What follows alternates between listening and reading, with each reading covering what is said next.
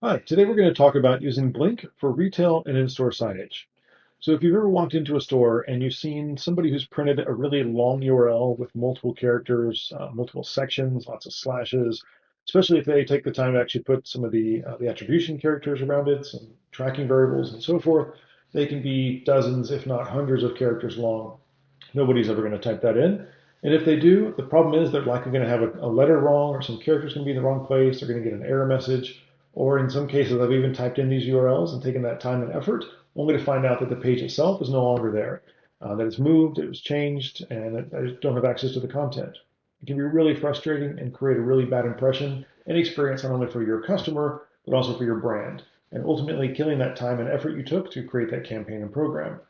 So by using a branded short link in this process, it makes the experience much better for the consumer and much better for you as the vendor to be able to engage with that consumer, to be able to track that information, to be able to get analytics around that, and make that whole experience so much smoother and easier than it often is. So today we're going to walk through what that might look like. So to start out with, we're going to come in here to your BL.INK account. We're going to create a new branded link. And I've got an example URL here. I'm just going to put in a link to one of our blog posts as an example. So you can see there's quite a few characters here. We've got different sections.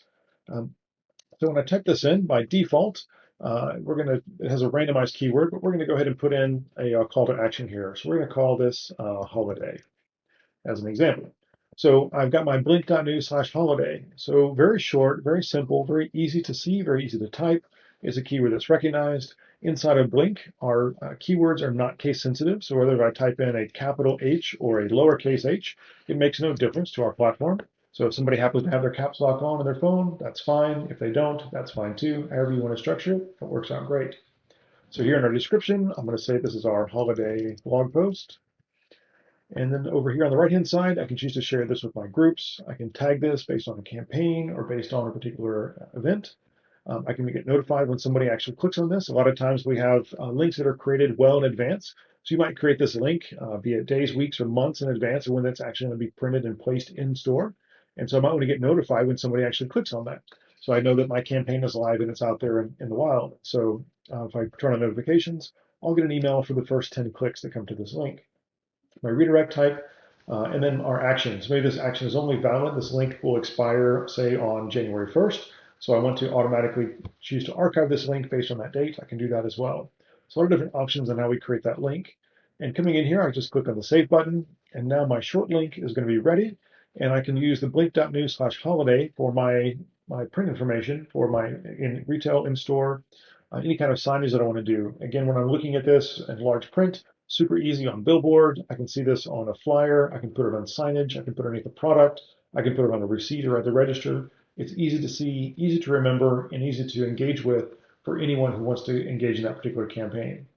So I recommend that when you're looking at how you're going to use links in your retail and in-store experiences, make sure that you're using short, memorable domains, that the keywords are easy to recall, easy to read. They're not randomized characters, that case sensitivity is not enabled so that anyone, no matter how they type it in, it's still going to work.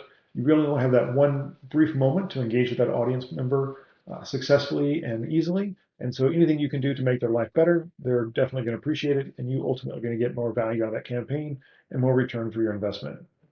Thank you very much.